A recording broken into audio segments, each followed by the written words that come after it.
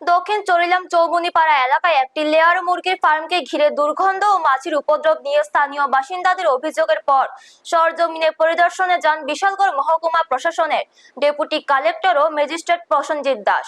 পরিদর্শনকালে তিনি ফার্ম কর্তৃপক্ষকে দুর্গন্ধ ও মাছির উপদ্রব নিয়ন্ত্রণে দ্রুত কার্যকর ব্যবস্থা গ্রহণের নির্দেশ দেন। প্রশাসনের পক্ষ থেকে 15 দিনের সময়সীমা বেঁধে দেওয়া হয়েছে।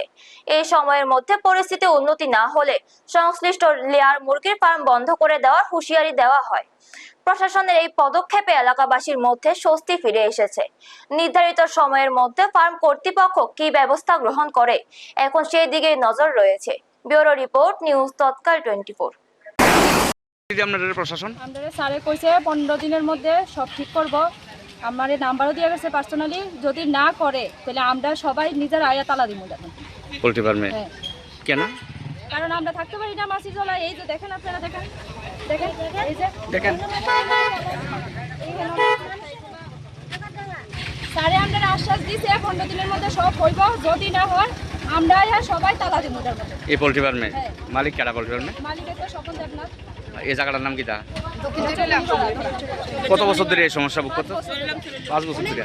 এর আগে তো বলে তেনে কইছে করব, এর আগেও আইছে, কোনো কিছু হইছে না। এখন এই লিগা আমরা আর পারতাছি না, আমরা এখন আইছি। আমরা 15 দিন অপেক্ষা করে আর তালা দিবেন।